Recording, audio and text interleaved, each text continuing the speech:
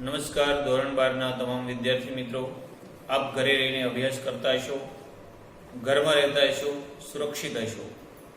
આજે આ થોડીક મુશ્કેલીજનક પરિસ્થિતિમાં આપણે ઘરે પણ અભ્યાસ અર્થે કંઈક ને કંઈક ભણ્યા કરીએ એવા હેતુથી હું આપની સમક્ષ કવિ બોટાદકરનું ઉર્મિલા ખંડ કાવ્ય રજૂ કરી રહ્યો છું.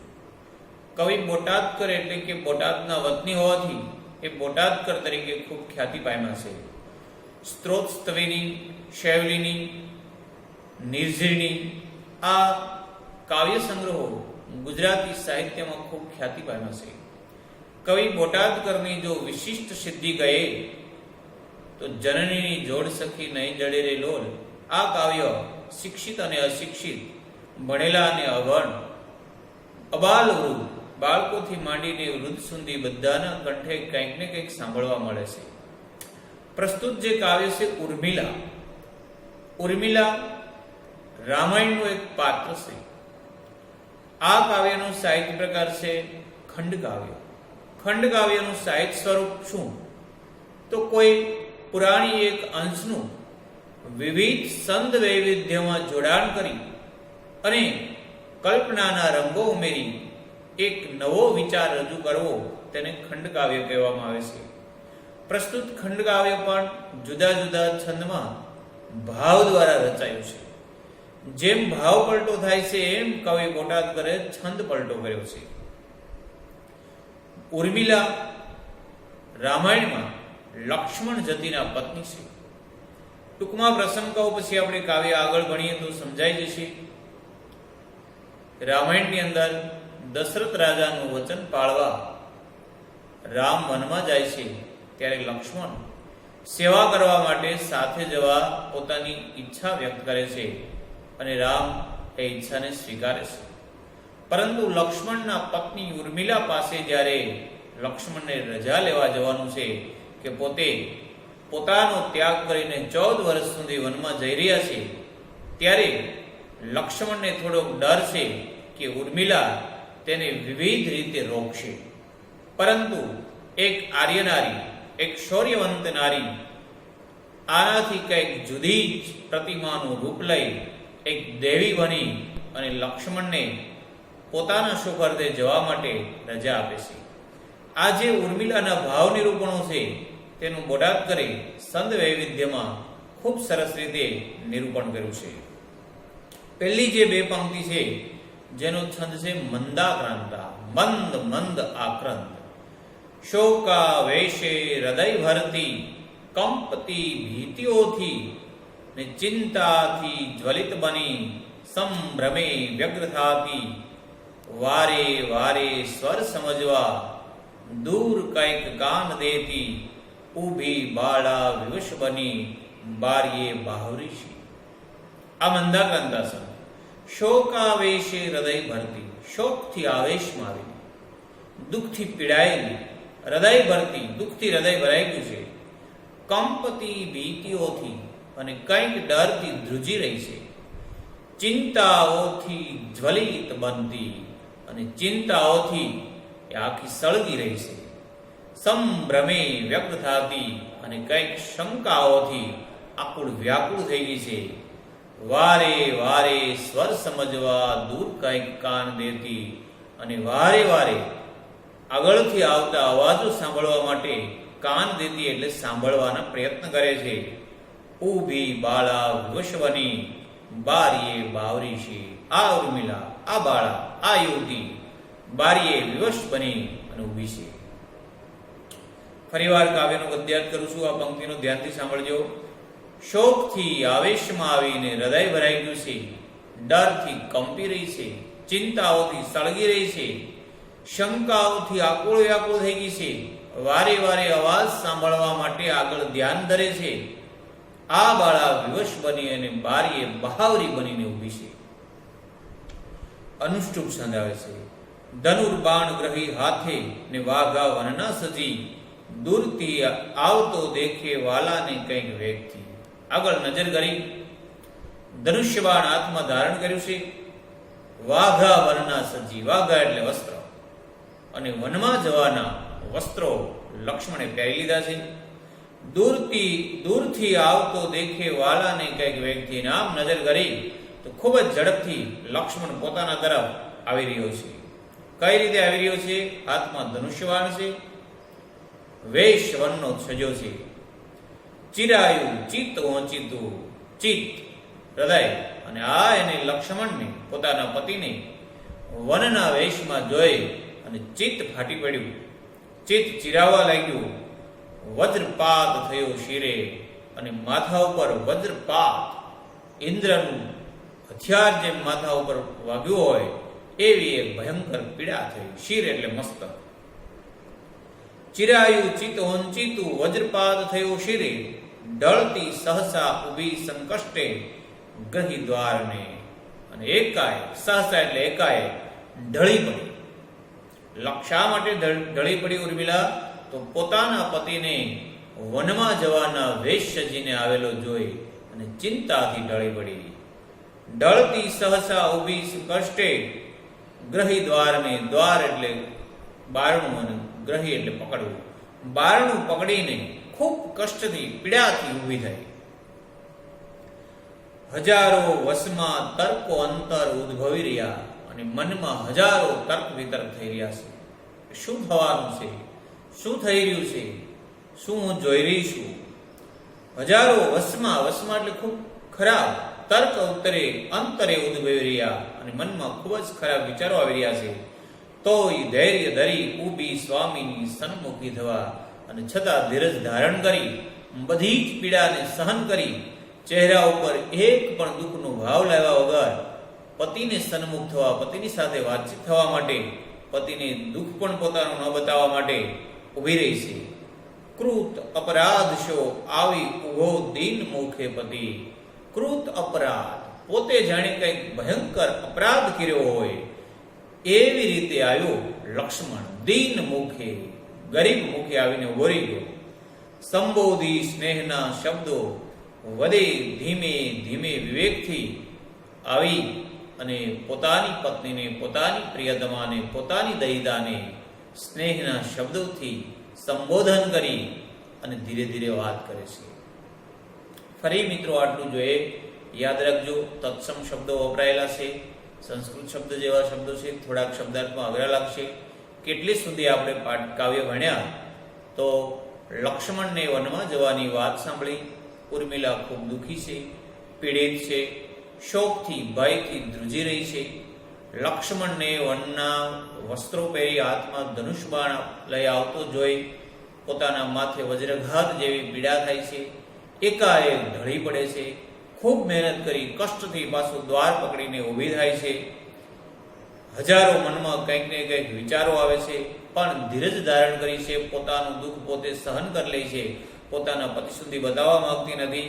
અને ત્યાં લક્ષ્મણે પોતે કંઈક અપરાધ કર્યો હોય એવા ભાવે ગરીબ મુખ ધારણ કરી આવી અને પ્રેમથી સંબોધન કરી અને ધીરે ધીરે પોતાની વાત શરૂ કરે છે. જે વાત શાર્દુલ વિકૃત છંદમાં કવિ બોટાદકરે આલેખી છે. શું કહે છે? વાહલી જાય રઘુપતિ વન વિશે. અરે વાલી, રઘુપતિ ભગવાન રામ વનમાં જાય છે. સીતા જતા સંગમાં, અને પોતાના પત્ની રામના પત્ની સીતાજી પોતાના ભાભીમાં સાથે સંગમાં વનમાં જાય છે. તેના સેવનકાજ સંગ વસવા મારે જાવું સર્વથા, અને મોટા ભાઈની સેવા માટે સર્વથા હંમેશા તેની સેવા કરવા માટે મારે વનમાં જવું જોઈએ. વેઠે વનવાસના વિકટહા કષ્ટો શરીરે હતી. અરે, એ વનવાસના કષ્ટો, દુઃખો, પીડાઓ સહન કરે, એના શરીરમાં એ મુશ્કેલીઓ વેઠે, ને હું મહેલે વિશે વસુ સુખ થકી એ યોગ્ય ભાષ્ય નહીં. અને હું ઘરમાં રહી, હું આ રાજભવનમાં રહી, રાજમહેલમાં રહી ભૌતિક સંપત્તિનો ભોગ ભોગવું, આ મન ન શોભે. ભગવાન રામ પીડા ભોગવે વનમાં, અને હું અહીંયા રહું, આ શોભિત મારા માટે નથી. આવ્યો સંમતિ યાચવા તું જ તણી, ધર્મ કાર્ય પ્રિય. હે પ્રિયા, આ ધર્મનું કાર્ય છે, હું તારા માટે સંમતિ માગવા આવ્યો છું. મને વિશ્વાસ છે કે તું મને રજા આપીશ. માની યોગ્ય વિચાર અંતર તણો દેજે અનુજ્ઞા મને. ખૂબ અંતરથી વિચાર કરજે કે હું જે કાર્ય કરવા જઈ રહ્યો છું એ કેટલું યોગ્ય છે. ખુદ મારા મોટા ભાઈ ભગવાન શ્રી રામ વનમાં જાય છે અને હું તેની સેવા કરવા જઉં એ નાના ભાઈ તરીકે અનુજ તરીકે મારો ધર્મ છે. તું ખૂબ વિચાર કરી મને આજ્ઞા આપજે. ના તારો અપરાધ આમ ત્યજવા જેવો લગારે થયો. આમાં તારો કોઈ અપરાધ નથી કે હું તને ત્યાગ કરું. હું રામની સેવા કરવા વનમાં 14 વર્ષમાં જાઉં અને 14 વર્ષ તારે એકલું રહેવું પડે એ તારા માટે બહુ કઠિન વિષય છે, તારા માટે બહુ દુઃખદ ઘટના છે, પણ આમાં તારો કોઈ અપરાધ નથી. બંધુ ધર્મ બજાવતા દઉં તને અન્યાય આજે અહો. અરે રે, એક ભાઈનો ભાઈ ધર્મ બજાવતા ભાતૃભાવ માટે હું તારા ઉપર ખૂબ અન્યાય કરું છું. અરે રે, આ મને માફ કરજે. આગળનો વિડીયો પછીના સેશનમાં રજૂ કરીશ. ઉર્મિલાને લક્ષ્મણ કહે છે કે હે ઉર્મિલા, આમાં તારો કોઈ અન્યાય નથી, તારો કોઈ દોષ નથી, તારી કોઈ ભૂલ નથી. તારા માટે હું મહાન અપરાધ કરી રહ્યો છું. હું એક ભાઈની સેવા માટે જાઉં છું, એ એક ન્યાય બજાવું છું અને તારા ઉપર અન્યાય કરું છું. પછીનો છંદ અનુષ્ટુપમાં કવિ બોટાદ કરે આગળની વાત રજૂ કરી છે. સ્વપ્નમાંય ન સુજેલી માનેલી મનથી નહીં. ક્યારે સ્વપ્નમાં વિચાર્યું નહોતું, ક્યારે મનથી આવું ધાર્યું નહોતું. સાંભળી શોકની વાત ઓચિતા સર્પદંશી. અને આ શોકની, આ દુઃખની વાત સાંભળી કેવી લાગી? અદ્ભુત વાત કવિ બોટાદકરે કરી છે કે ઉભા હોય ને અચાનક સર્પદંશ, કોઈ શેષ નાગ વટકું ભરે અને જે પીડા થાય, સર્પદંશની જે પીડા થાય એવી પીડા થઈ. ઉર્મિલાને સર્પદંશની પીડા શેનાથી થઈ? તો પોતાના પતિને વનમાં 14 વર્ષ જવા માટેની વાત સાંભળી અને જે પીડા થઈ, સર્પદંશ જેવી પીડા થઈ. રોમ દ્વારે સરુ વેગે રક્ત વારિત્વ પામતું. વારી એટલે પાણી, અને એક એક રૂવાટા ઉપર રોમ રોમ દ્વારે શરીરમાં લોહીનું પાણી થઈ અને નસે નસમાં રૂએ રૂએ વહેવા લાગ્યું. ફાટ્યા ચિત્ત અને ચક્ષુ, ભાનના દેહનું રહ્યું. આ વાત સાંભળી આંખો પોળી થઈ ગઈ, હૃદયમાં ફાલ પડી, ચિત્ત ફાટી રહ્યું, આંખો પોળી થઈ ગઈ. ફાટ્યા ચિત્ત ને ચક્ષુ, ભાનના દેહનું રહ્યું અને પોતે પોતાના દેહનું ભાન ભૂલી ગઈ, બેશુદ્ધ બનવા લાગી. કાષ્ટની પૂતળી જેવી ઊભી સ્તબ્ધ બની અને એક લાકડાની પૂતળી બનીને ઊભી રહી ગઈ. કોઈ દેહનું ભાન નથી. શું સાંભળું છું, શું ઘટના બનવાની છે, આ બધા વિચારોમાંથી મુક્ત થઈ અને એક મૂર્તિ બની ગઈ. કાષ્ટની પૂતળી જેવી ઊભી સ્તબ્ધ બની રહી. વૃત્તિઓ સર્વી વહાલાની વિલોકી મુખ વાંચતી. અને વાલા લક્ષ્મણ માટે શબ્દ વપરાયો છે કે આ જે લક્ષ્મણ વાત કરે છે, વાત સાંભળવા કરતા એના ચહેરા ઉપર એ દુઃખના ભાવો જુએ છે. વૃત્તિઓ સર્વ વાલાની વિલોકી, વિલોકી એટલે જોવું, મુખ વાંચતી અને મુખ વાંચે છે. કોઈ પણ માણસ કેટલો સત્ય છે, કેટલો અસત્ય છે એ એના ચહેરા વાંચીને ખ્યાલ આવે છે. આર્તનાદ ન કંઈ કીધો ના ચેષ્ટા સ્નેહની કશી. આર્તનાદ, દર્દ ભર્યો અવાજ. કોઈ એવા અવાજો કર્યા નથી કે આહા હે લક્ષ્મણ, હું તારા વિના 14 વર્ષ વનમાં કેમ રહીશ. આવા કોઈ વિલાપ નહીં, આર્તનાદ નહીં. ના ચેષ્ટા સ્નેહની કશી, અને પ્રેમની ચેષ્ટાઓ ખોટી નથી કરી કે મને છોડીને જઈશ નહીં, હું તારા સાથે આવું. આવી કોઈ સ્ત્રીઓચિત પ્રેમની ચેષ્ટાઓ પણ ન કરી, ન આર્તનાદ, દુઃખના અવાજ કર્યા. સ્નેહ શૌર્ય ધરી ઊભી આપદ ભાર ઉઠાવતી. સ્નેહ અને શૌર્ય બનેલું રૂપ ધારણ કર્યું. હૃદયમાં સ્નેહ છે, અંતરમાં સુરવીરતા ધારણ કરી લીધી. કારણ કે અંતે તો ઉર્મિલા એક ક્ષત્રિયાણી છે. એક ક્ષત્રિયાણીને સાજે તેવું વર્તન કર્યું છે. એક આમ સ્ત્રી, એક સામાન્ય સ્ત્રીથી ઘણી જ ઉપર આવી ગઈ છે. સ્નેહ અને શૌર્યતા બંને હૃદયમાં ધારણ કરી આપદ ભાર ઉઠાવતી અને પોતાના પર જે ભાર આવ્યો છે, પોતાના પર જે વિપત પડી છે એને ઉઠાવી લીધો. સ્નેહ ગર્વ નથી જેને સ્નેહ શોક ન એ ધરે. આને ક્યારે શોક ન હોય, કારણ કે ઉર્મિલાએ ક્યારે સ્નેહનો ગર્વ નથી કર્યો. જેને કોઈ ઘટના જોઈ અને સુખ ઉદ્ભવે એને એ દુર્ઘટના હોય તો દુઃખ અનુભવે, પણ જેના માટે કશું સુખ નથી એને દુઃખ હોય જ ન શકે. એમ ઉર્મિલા માટે સ્નેહનો ગર્વ પણ નહોતો, આજે એને સ્નેહનો શોક પણ નથી. તૂટતા આભને ઝીલી લેવાની શક્તિ એ ઉરે, અને આભ ફાટી પડે એવા ભયંકર મુશ્કેલીઓમાં લડી લેવાની, એને સહન કરી લેવાની, એને ધરી લેવાની શક્તિ એણે હૃદયમાં ભેગી કરી લીધી છે. તૂટતા આભને ઝીલી લેવાની શક્તિ એના ઉરે. ઉર એટલે હૃદય. આભ ફાટી પડે એવી પીડાઓ સહન કરવાની એનામાં શક્તિ છે. હજારો બાણને ઝીલે વીર જેમ વપુ વડે. રણ મેદાનની અંદર સુરવીર શત્રુ ના બાણ જે આવતા હોય અને સામે લડવીઓ હજારો બાણને પોતાની છાતી ઉપર પોતાના ઢાલથી ઝીલી લેતો હોય, એવું જે સુરવીરનું શરીર હોય એવું આ ઉર્મિલાનું શરીર અને મન છે. હજારો બાણને એણે એક સાથે સહન કરી લીધા છે. અહીંયા કોઈ બાણ ઉર્મિલાને મારવા નથી આવ્યું, પણ આ શબ્દો પોતાનો પતિ વનમાં જવાનો છે, 14 વર્ષ એકલા રહેવાનું છે, આ બાણ ઝીલવા જેવું એનું શરીર થઈ ગયું છે. એ ક્રમે ઝીલતી ઊભી વિપદ્વજ પ્રહારને, આ મુશ્કેલી ભર્યા પ્રહારને બારને ઊભી ઊભી ઝીલતી રહી છે. રૌપ્ય ઘંટા હો વાગી ઉઘડ્યું મુખ આખરી.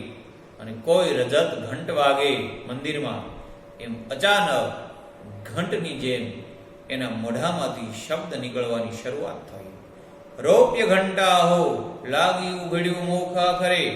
સ્નેહના સૂત્રશા શબ્દો મંદ મંદ સરી પડ્યા, અને પ્રેમના જેમ મંત્રો બોલતી હોય એમ એક એક શબ્દો ઉર્મિલા વિચારી વિચારીને લક્ષ્મણ સામે મૂકવા લાગી.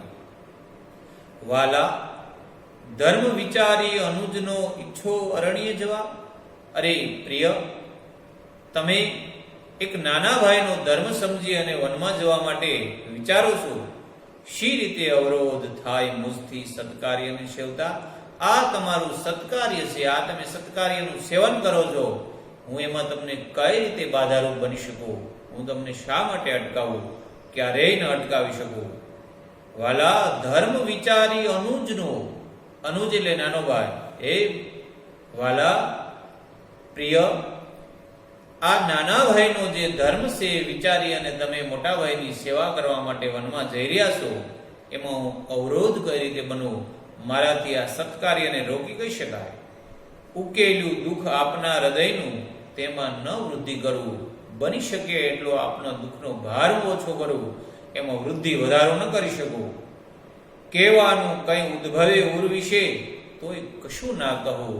અને કદાચ મારા હૃદયમાંથી પ્રેમને લીધે કંઈક શબ્દો નીકળવા માંડે, કંઈક કહેવાની ઈચ્છાઓ થાય, અભિલાષાઓ જાગે, પણ ન કહો. આપના દુઃખમાં હું ભાગીદાર બનું, બાધારૂપ ન બનું. ને સંગે વસવા તણો હઠ કરી ના કષ્ટ આપો વધુ. અને મને સાથે લઈ જાઓ, હું સંગે આવીશ. આવી જીદ કરી, આવી હઠ કરી તમને વધારે પીડા ન આપું, દુઃખમાં અધિક ભાર ન આપું. ચિંતા ભાર વધારવો તમ શિરે, એ યોગ્ય હું ના ગણું.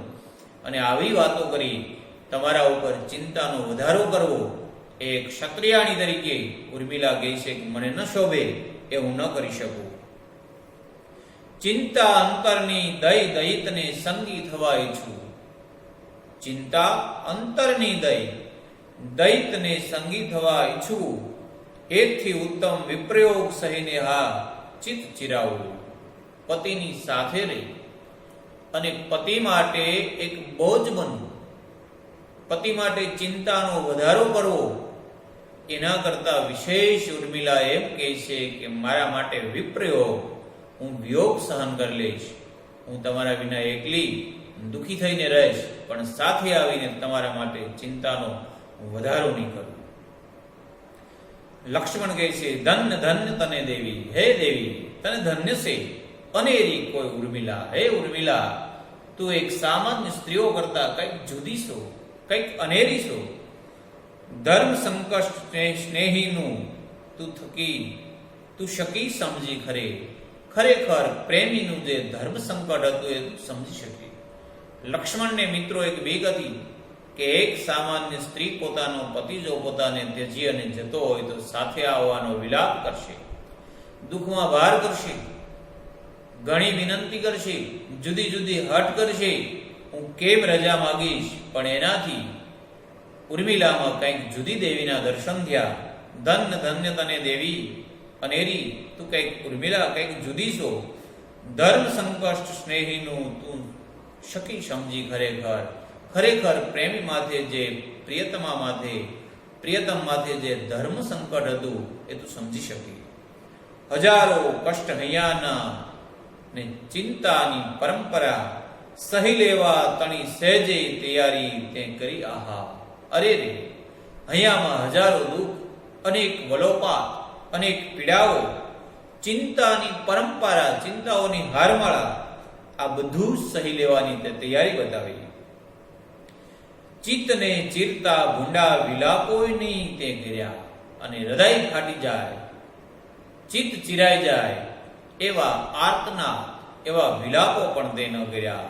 ધન્ય ધન્ય તને દેવી ઉર્મિલા, અનેરી કોઈ ઉર્મિલે.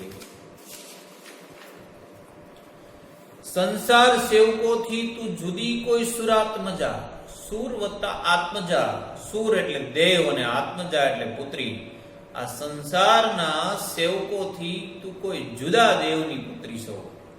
કર્તવ્ય પાળવા કેરો હસતું હણી નાખે છો, અને કર્તવ્યનું પાલન કરવા માટે તે તારા જીવનના સુખ અને હર્ષને હણી નાખ્યા છે.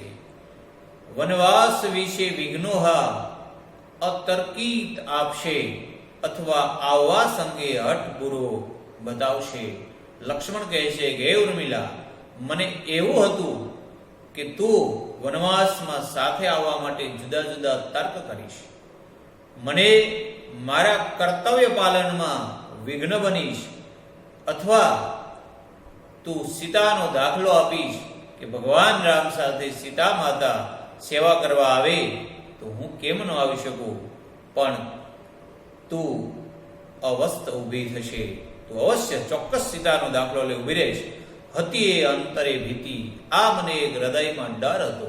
એક માર્ગમાં પ્રશ્ન પૂછાય કે લક્ષ્મણને શો ડર હતો, તો લક્ષ્મણને એ ડર હતો, લક્ષ્મણને એ પીડા હતી કે ઉર્મિલા સીતાનો દાખલો લઈ વનમાં સાથે જવા માટે હઠ કરશે.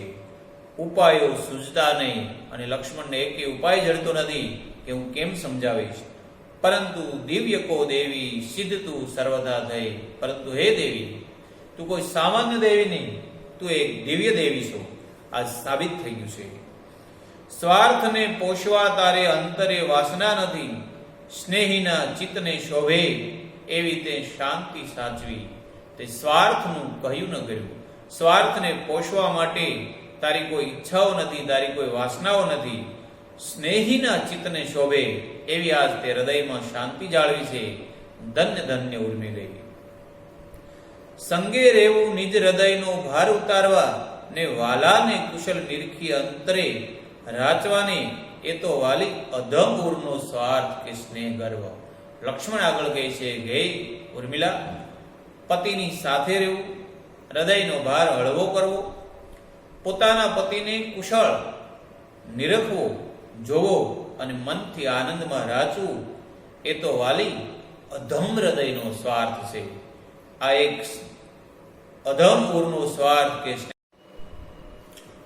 લક્ષ્મણ ઉર્મિલાને કહે છે કે ઉર્મિલા, પતિની સાથે રહેવું અને પોતાનું દુઃખ હળવું કરવું અને પતિના દુઃખનો વધારો કરવો, આ એક અધમ એટલે કે નિમ્ન કોટીનો સ્વાર્થ છે. આ સ્નેહનું ગર્વ ન કહેવાય. પરંતુ સ્નેહી કેરું હૃદય સમજે તે તણું સત્વ સર્વ.